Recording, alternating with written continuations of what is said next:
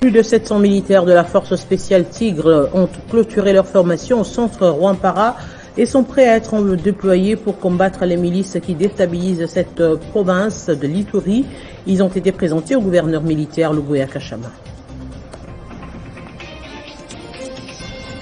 Le Covid est bien réel au pays. Le centre de riposte vient de confirmer 8 nouveaux cas à Kinshasa sur le 339 échantillons testés et 9 autres au Congo central. Le respect de gestes barrières s'impose, suivi de la vaccination. Et en France, le chef du gouvernement a présenté le projet de réforme de retraite de son gouvernement qui prévoit de repousser progressivement l'âge légal de départ de retraite qui était de 62 ans à 64 ans. Bienvenue dans ce journal sur Télé 50. On commence par l'Ituri. Plus de 700 militaires de la force spéciale Tigre ont clôturé mardi leur formation au centre Rwampara, situé à 17 km au sud-ouest de Bunia. La cérémonie de sortie a été marquée par des exercices et des démonstrations de tir à l'arme légère et lourde en présence du gouverneur Luboya et des nombreuses personnalités. Les soldats de cette nouvelle unité seront déployés pour combattre les milices qui déstabilisent cette province. Le gouvernement de la République prend à bras le corps la question de la stabilisation de la province de l'Ituri. Plus de 700 éléments venus du centre militaire de Lukusa ont reçu une formation complémentaire à Bunia sur les techniques de combat, le droit international humanitaire et les règles d'engagement ainsi que la discipline critères du succès au sein de FARDC. Durant 3 mois, ces soldats ont été outillés par des instructeurs de l'armée régulière de la 32e région militaire et de la garde républicaine pour se rendre compte de leur performance avant leur déploiement sur terrain. Le gouverneur militaire, le lieutenant général Luboya Kashama Johnny, accompagné des membres du comité provincial de sécurité de l'Ituri, a palpé du doigt ce mardi au centre d'instruction de Rwampara, situé à environ 17 km du chef-lieu de l'Ituri, aux manœuvres et démonstrations de tir dans le théâtre des opérations.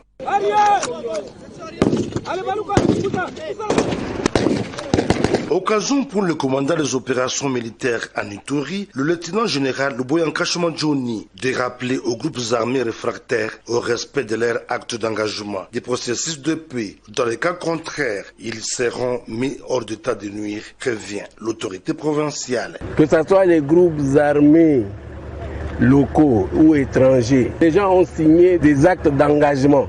Et donc, ils doivent respecter ces actes d'engagement-là.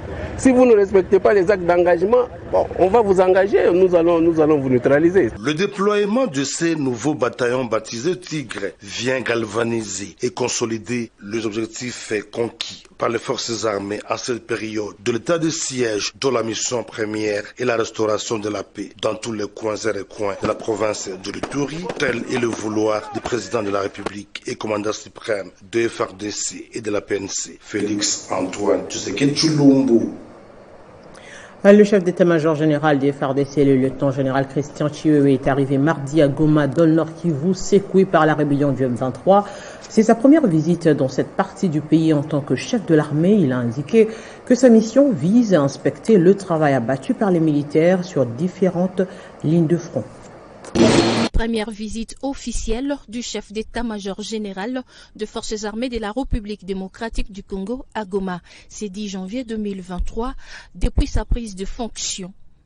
Le lieutenant général Christian Chiwewe Songesha vient en visite d'inspection et de commandement en cette période de troubles sécuritaires dus à la guerre d'agression. Je suis en visite, n'est-ce pas, de mes unités. Donc je dois contrôler mes unités. Nous sommes pendant les opérations et je suis là pour ça. Merci beaucoup.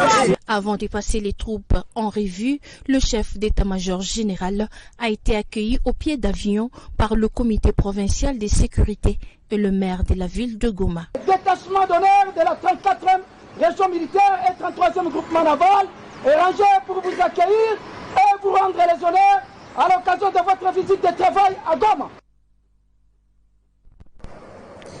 Et puis le Premier ministre a effectué mardi une visite de terrain sur les différents sites retenus pour l'organisation du 9e Jeux de la francophonie et qui vont avoir lieu à Kinshasa entre fin juillet et début août 2023. Sur place, il a décidé d'accroître le suivi technique et financier, mais aussi d'intensifier les séances de travail avec les différents entrepreneurs et tous les ministères sectoriels concernés.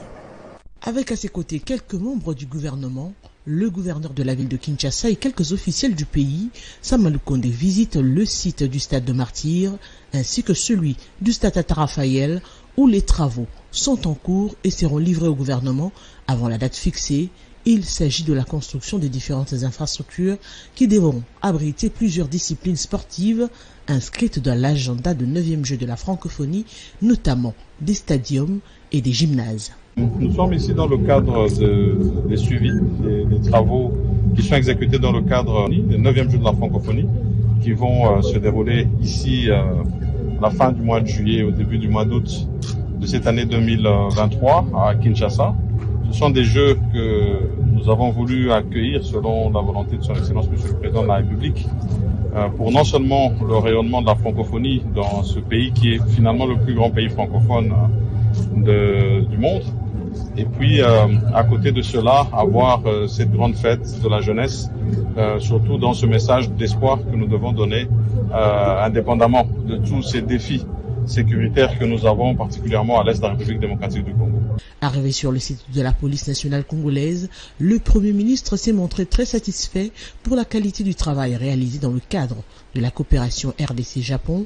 Il s'agit d'un centre qui pourrait accueillir au moins 5 disciplines sportives avec une capacité d'accueil de 1000 places assises et 300 debout, un bijou déjà prêt à accueillir les Jeux. Le commissaire général de la PNC, Dieudonné Amoury, qui a accompagné le chef du gouvernement dans cette visite, a salué à sa juste valeur la visite de Samalou Kondé dans ce centre qui sera entièrement mise à contribution pour la réussite de ces Jeux. Le chef du gouvernement entend aussi visiter dans les prochains jours le site d'hébergement des athlètes à l'université de Kinshasa. Par ailleurs, le gouvernement entend assurer un suivi permanent des travaux pour que ces différents délais soient respectés et que Kinshasa abrite finalement ces Jeux.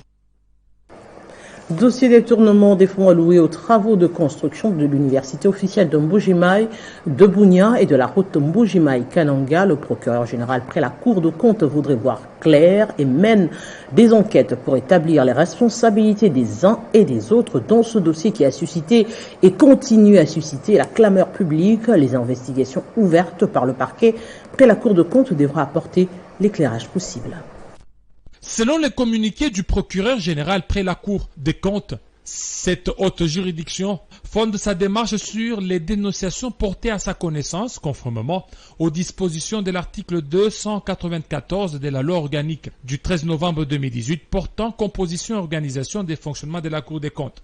Des fortes présomptions de détournements pèseraient sous le ministre de l'Enseignement supérieur et universitaire, son collègue de Petentique et certains collaborateurs du chef de l'État suite au flou persistant dans l'attribution et l'exécution de certains marchés à travers le pays, cas de la réhabilitation controversée des établissements académiques à Kinshasa et Mbuji-Mayi.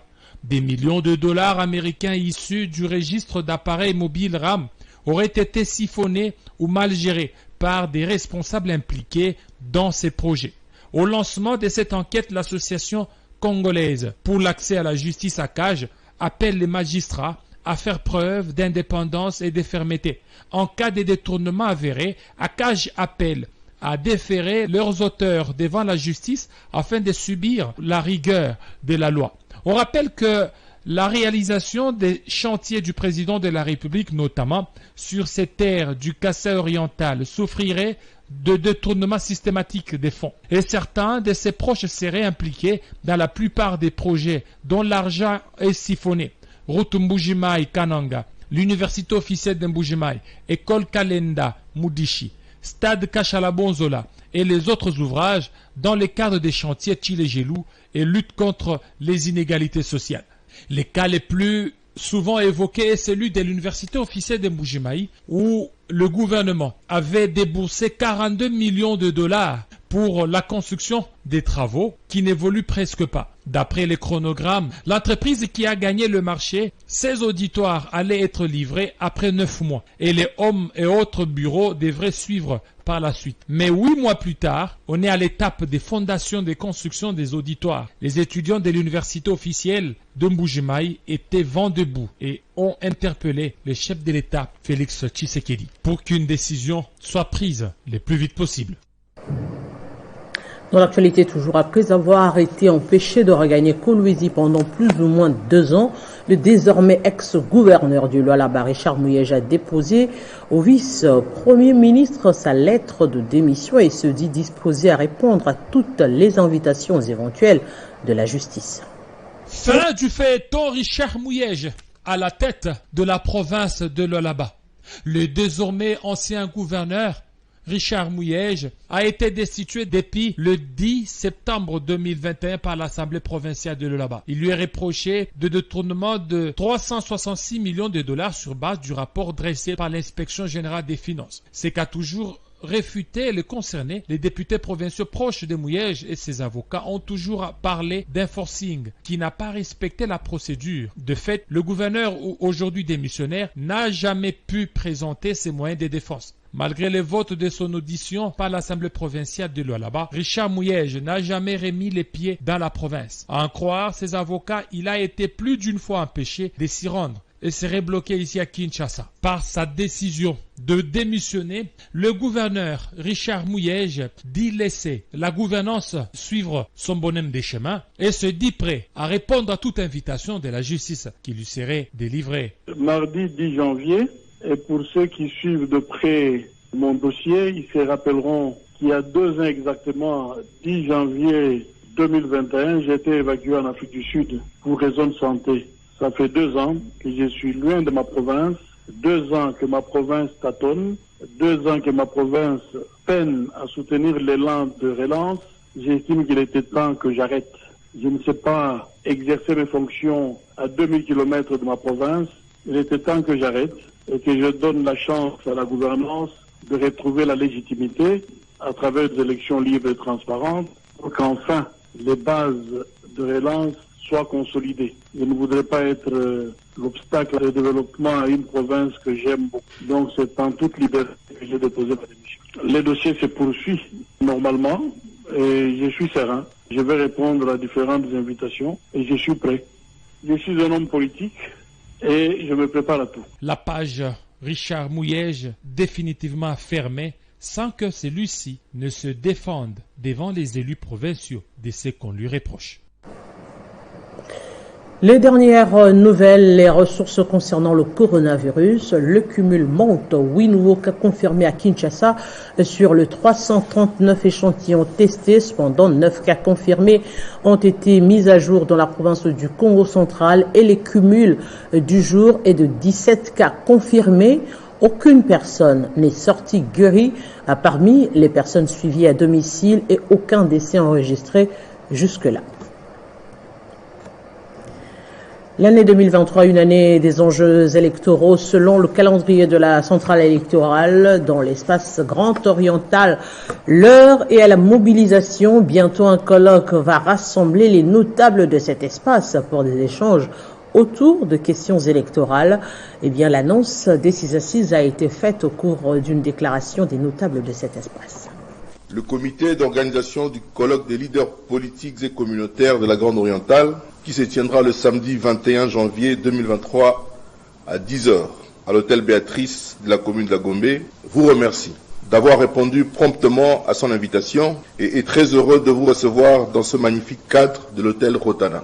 Il profite également de l'occasion pour vous présenter ses vœux de nouvel an ainsi qu'à toutes vos familles respectives. Cette grande rencontre du samedi 21 janvier 2021 aura le mérite de permettre aux nombreux leaders politiques et communautaires des provinces du Bas-Ouélé, du Haut-Ouélé, de l'Ituri, ainsi que de la Chopo, de se prononcer sur les multiples questions de l'heure. Comme vous le savez, 2023 étant une année de grands enjeux, il faille que les leaders politiques et communautaires puissent donner et communiquer leur position exacte sur les 10 enjeux. Nous comptons donc de votre accompagnement de ce jour jusqu'à la date du samedi 21 janvier 2023 à l'hôtel Béatrice, jour du grand rendez-vous des leaders politiques et communautaire de la Grande Orientale.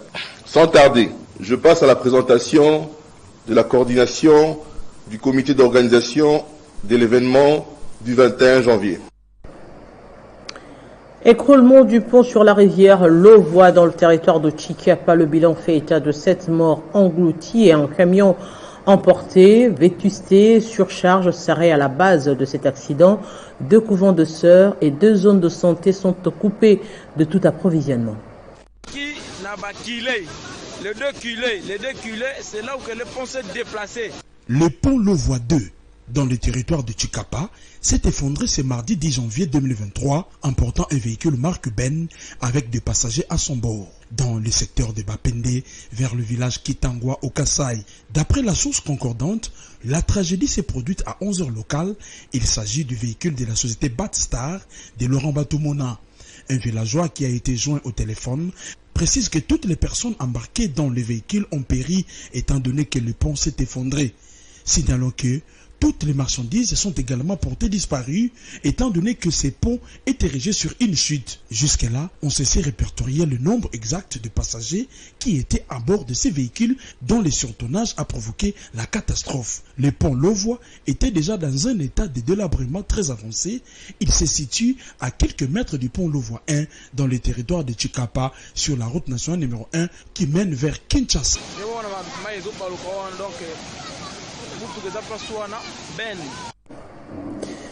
En Afrique, les rebelles tigréens ont commencé à remettre leurs armes lourdes aux autorités conformément à l'accord de paix signé il y a plus de 2 mois pour mettre un terme à un conflit meurtrier dans le nord de l'Éthiopie, a déclaré ce mercredi un porte-parole des autorités rebelles.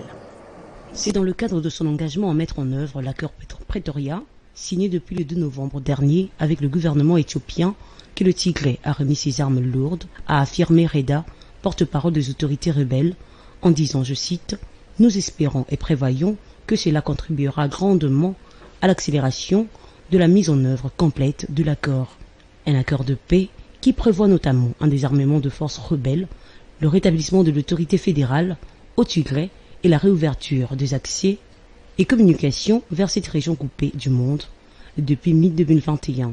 Selon un document relatif à la mise en œuvre en application de l'accord signé le 12 novembre à Nairobi, le désarmement des armes lourdes tigréens s'est fait simultanément avec le retrait de forces étrangères et non fédérales, en référence notamment de l'Érythrée, pays frontalier du Tigré, qui appuie l'armée éthiopienne dans la région.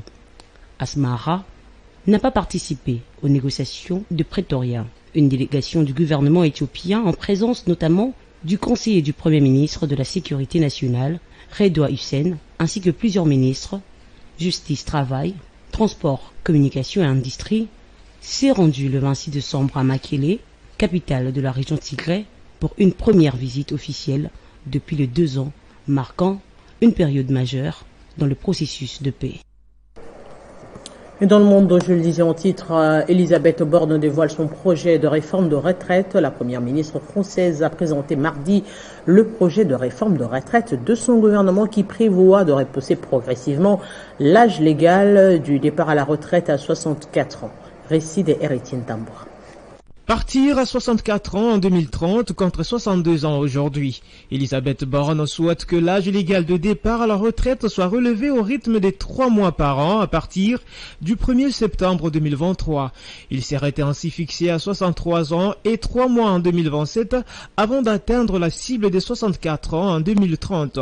La première ministre française a défendu cette option ce mardi soir à Paris avec le ministre de l'économie, du travail et de la fonction publique à ses côtés, respectivement Bruno Le Maire, Olivier Dussopt et Stanislas Guérini, après un passage devant les députés et avant le journal télévisé. Toujours au nom de l'équilibre budgétaire et de la pérennité du système par répartition, le projet du gouvernement prévoit également d'accélérer l'allongement de la durée des cotisations, avançant en 2027 l'exigence des 43 années de cotisation pour une pension à taux plein au lieu de 2035. Nous voulons un projet qui finance les retraites et rien d'autre que les retraites. Nous refusons d'augmenter le coût du travail ou les impôts. Nous refusons de baisser les pensions, au contraire, nous voulons les augmenter. Nous voulons un retour à l'équilibre de notre système à l'horizon 2030. La mesure sera discutée avec le parlementaire, en particulier le groupe Les Républicains, précise Elisabeth Borne, qui espère pouvoir intégrer la mesure, une fois discutée donc, dans les textes qui sera présenté le 23 janvier en Conseil de ministres. Et en sport, les Léopards à prime sont arrivés mercredi en Algérie où ils prendront part au 7e championnat d'Afrique de Nations. Les Fauves congolais ont bouclé leur stage hier en Tunisie en perdant en amical face aux Aigles du Mali. Le staff technique compte rectifier le tir à 3 jours du match contre l'Ouganda. Les hommes d'Otis Ngoma ont subi dans la première partie de la rencontre le pressing haut de l'équipe adverse et manquaient de mobilité dans l'animation offensive. Obligés de jouer long et derrière, les Léopards vont encaisser l'unique but de la partie à la 19e minute sur une bourde du portier Hervé Lomboto.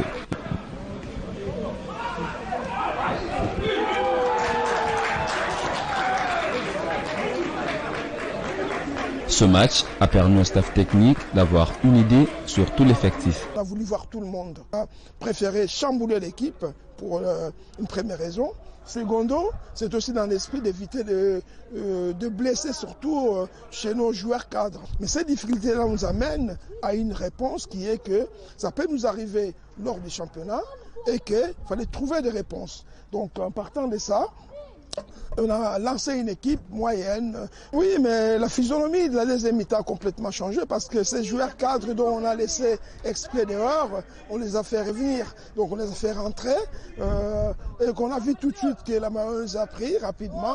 Mais malheureusement, je crois qu'il y a eu quand même quelques précipitations parce que le fait d'être mené tout au long de la compétition, tout au long de notre préparation, on n'a pas été confronté à ça. On a confondu vitesse et précipitation. Pour rappel, les Léopards de la RDC entreront en danse samedi 14 janvier face au crâne de l'Ouganda dans la ville d'Annaba. Venons en rappel les principaux titres.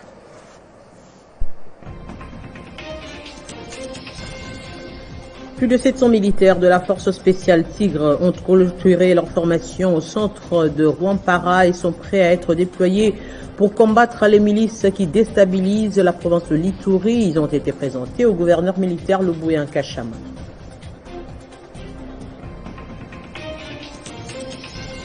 Le Covid est bien réel au pays. Le centre de riposte vient de confirmer 8 nouveaux cas à Kinshasa sur le 339 échantillons testés et 9 autres au Congo central. Le respect de gestes barrières s'impose, suivi de la vaccination.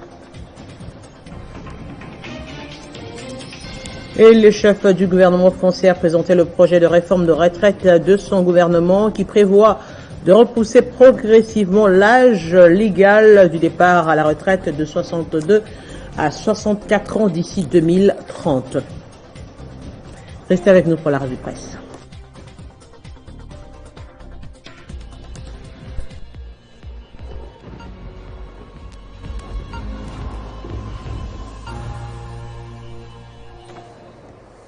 Et les titres de ce mercredi dans une sélection et présentation de Christian Calongi à qui je dis bonjour et bienvenue à vous. Bonjour Arlette, merci.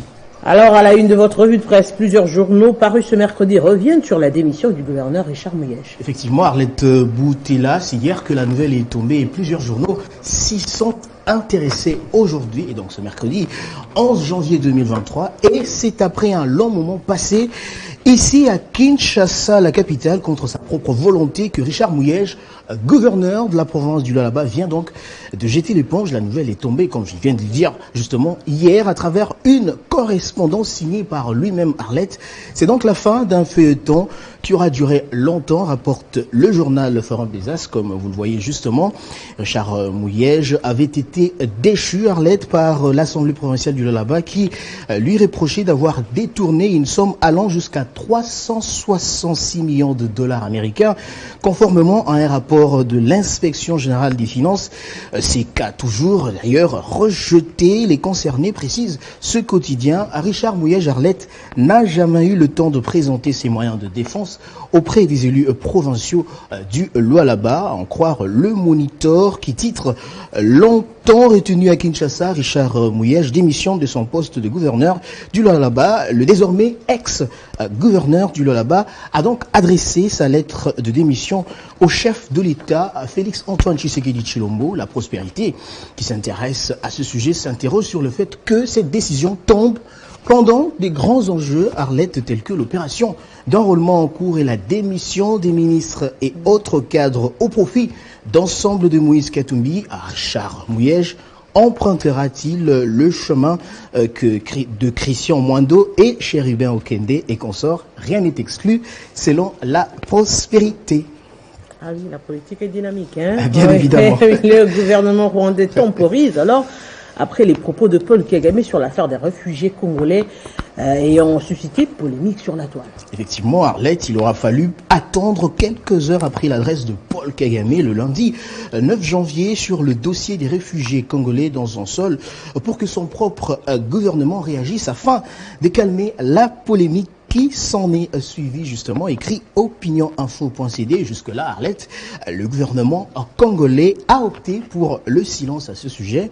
Le porte-parole du gouvernement rwandais a tenté justement de temporiser en ce terme, je cite, « Le Rwanda n'a pas l'intention d'expulser ou d'interdire les réfugiés. Nous accueillons toujours les personnes fuyant l'insécurité, la persécution et la violence. Nous demandons à la communauté internationale de prendre la responsabilité de trouver une solution durable pour ce groupe oublié des réfugiés de la République démocratique du Congo. » N'est-ce pas là une échappatoire, Arlette, des propos jugés par beaucoup d'irresponsables. D'après le quotidien L'Avenir, le président rwandais avait déclaré que le Rwanda ne peut plus accueillir des réfugiés en provenance de la République démocratique du Congo. D'où cette question que se pose le journal à L'Avenir, justement. Paul Kagame veut-il déverser des infiltrés en République démocratique du Congo? La question reste pendante. Et en France, l'exécutif rend public le projet de réforme de la retraite. Ben oui, le sujet était même à la une dans votre journal. La première ministre française, donc, a présenté mardi la réforme de retraite voulue par Emmanuel Macron, le président français, pour préserver justement le système par répartition, rapporte France24.com. Le gouvernement a donc annoncé le relèvement progressif de l'âge légal de départ à 64 ans au lieu de 62 ans actuellement, ainsi que la fin des principaux régimes spéciaux. Les organisations syndicales appellent à une première journée de mobilisation contre la réforme le 19 janvier.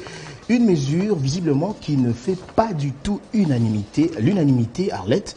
La première ministre a confirmé lors d'une conférence de presse l'arbitrage qui avait largement fuité depuis plusieurs jours après une séquence des plusieurs mois mêlant consultation, enterrement et report surprise de l'annonce au mois de décembre.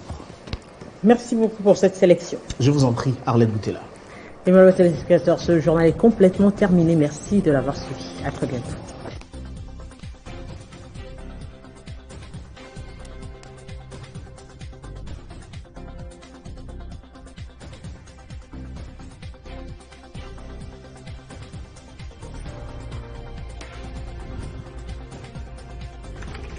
L'actualité reste continue.